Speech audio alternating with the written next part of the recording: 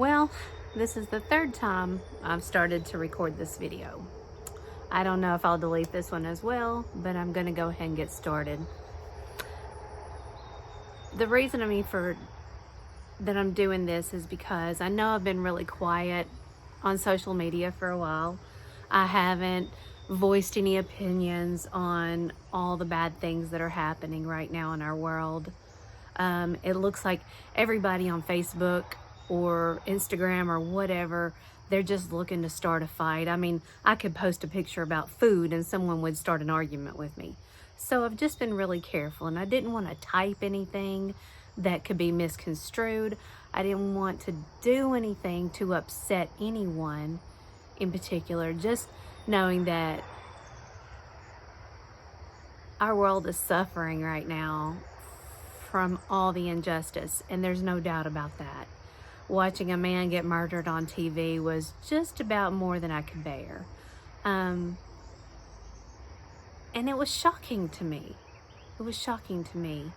And what's been shocking after that is all of the racial things that have been said following by both sides. I think sometimes I've just been really naive over the past 30 years that the things that I saw and witnessed as a teenager, I thought it was over. And all of those things that happened to me and my friends back then, I really thought it didn't happen anymore, but it did. And I was sitting on the porch this morning after we'd been mowing, and all these memories of all these things that had happened were just flooding over me.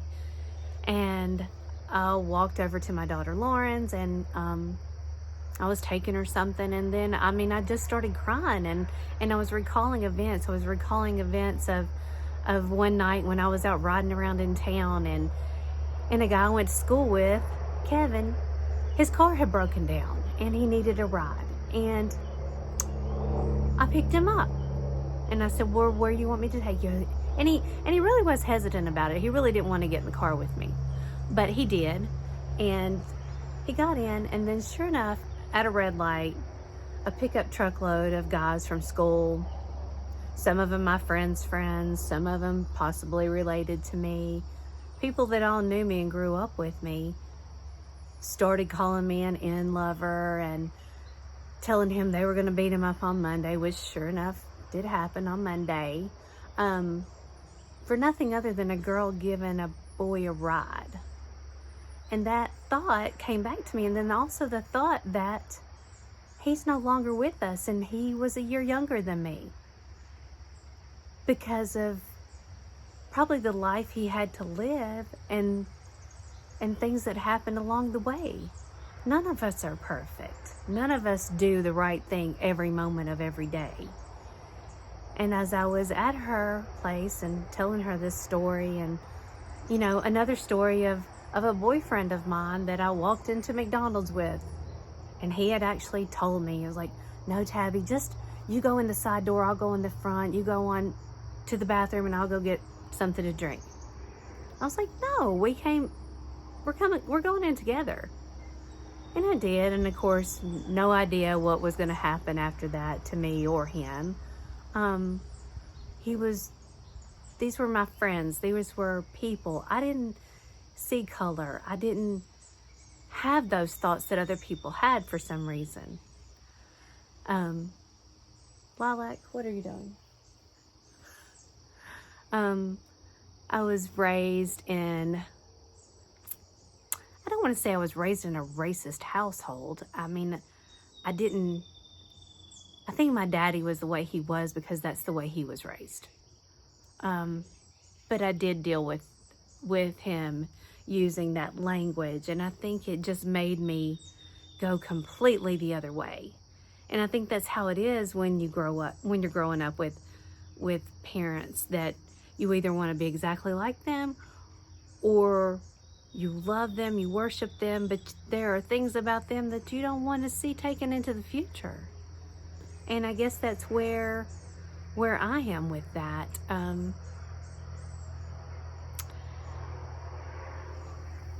After after talking to Lauren this morning and watching a little bit more on the news, watching some of the comments of people, I was truly shocked. I'm saddened by the whole thing. Um,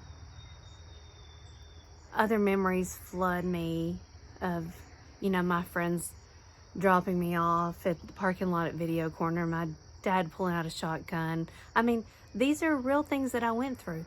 But I mean, I'm not bringing that up to bash my dad or my friends or my cousins that may have treated me that way or called me those names or called my friends those names.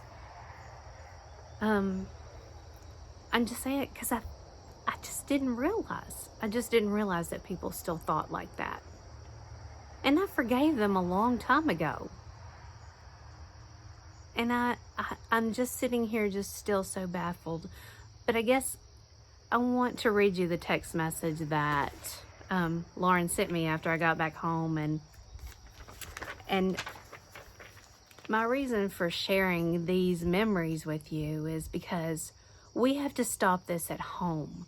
This isn't something that they're taught at school. This isn't something that is in a book that they learn. This is something that they learn by watching the parents. This is something that's learned by watching peers. This is something by watching grandparents and siblings and things. And then, so this was a text I got from her. She said, I was thinking, what you and your black friends went through in school, especially then, them getting beat up, then seeing that happen to them just made you go harder for them, no matter what anyone else thought. All those things helped Brock, Paisley, and I be the kind of people we ended up being. It wasn't for nothing. I'm thankful to them and for you for that. So just sharing those incidences with her today, or in prior moments in my life probably, that I was just fleetingly saying something about it, made a difference in who they are and the kind of people they are. Like I said, none of us are perfect, but I realized that I never had to sit my children down and say, you don't treat them that way because they're that color. You be good to everybody. It doesn't matter what color. I never had to say anything like that. I didn't have to teach that because I lived that every day. I lived it and they watched me live that, and I never had to say a word, and they turned out not seeing color. So it's my hope that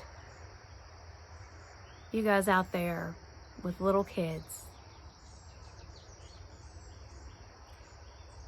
that you live in a way that they know that they're no better, that they're no different than anybody else with any other skin color.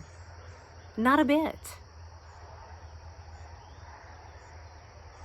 And it's our jobs as parents, as mentors, as grandparents, as aunts, as uncles, as friends, as the lady at the coffee shop, to show kids there's no difference in anybody because of color. I don't know if I've really gotten across the point that I wanted to make today, other than we have to do something about this. Being quiet isn't going to fix anything. And I know everybody's upset about everything that's going on. But let me ask you a question. What do kids do when they don't get enough attention? What do? They act out. When they feel like they're not being heard. When they feel like everything else is gone. They don't ever get any good attention for doing anything good. They never do. They act up. They act up. They feel that's the only way that they can really get somebody's attention. So I'm not speaking about these groups that so-called are coming in here, actors and that kind of stuff. I don't know anything about that. I've read a little bit about it. I'm talking about real people getting upset over what's been going on for so many years in this country. They act up to get some attention. So try to keep that in mind when trying to understand why anybody would act the way some of them have at this point. And let's just do better. Let's just be better. Let's not let our community be destroyed by this. Let's all come together as a people to be better for our community. What's going on in other cities? Yes, in some way it does have something to do with it, but it has to start here at home. We have to do what's right here at home. We don't have to be involved like that. We don't have to burn our city down. We don't have to tear our stuff up to get attention. Let's show some attention like we ought to by doing the right thing.